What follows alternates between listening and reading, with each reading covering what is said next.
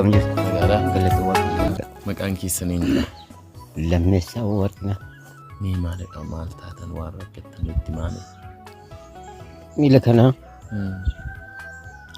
Duraan miilli kun dhiitaadha. Sanii booddee dhaqee gadi dhiiti isaa kun ka'eetu hammana dhaqeetu chitti dhiite. Dhiituun suni hin mala'e.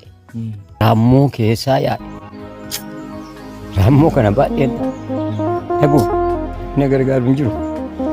Biraadha.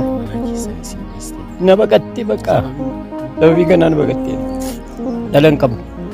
Iddiin kaachii kana ofirraa baasee iddiin caammaa ofirraa baasee waggaa tokkodha. Kaachii tiinaan.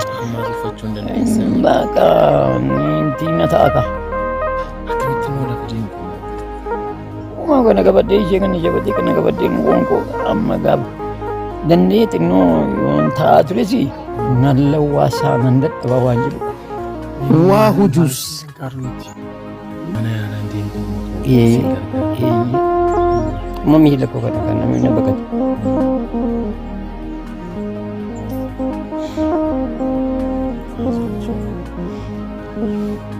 Mana gargaaruun qabu sirriin jiru maal hin jirtu. Tukanan namni tulis takkaadha. Namatti murtii nyaannu. Ween badan seenaa malee amma kana argan seenaa. Bataamir. Kami ambo. Ish. Masalah sini ini dari artis nama jedhamu. Keserakkatan diimni waan dandeenyu gargaara. Waa hujuus. Kana caalee maallaa guutuu mana keenya Kuni rikkuma soddoma. Duuba soddomoonii fi haala warraa isaanii jaallatee kan jedhamani biyya Ameerikaa mootummaa akkasii nu gargaara jedhanii waan isaan arganii isaanii akkasii nu Ani immoo afaan koo eebba qabaa. Waan hin jedhe ta'a dhalootaa fi tariitiin beektanii. Waa hujuus.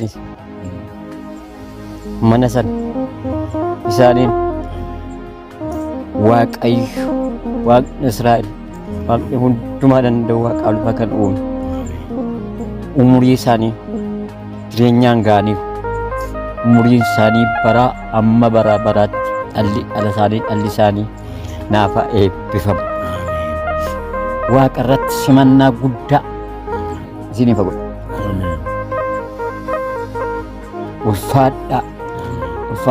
Ulfaadha kakuu kootu deebi'ee dacha'ee naan dhufe. Waa hujuus. Achii ka'ee Waaqatu ka'ee ijoollee kana kaasee isiniif haa ka'u, biyya keenyaaf haa ka'u, sana gargaareef haa ka'u, sana hin gargaareef haa ka'u.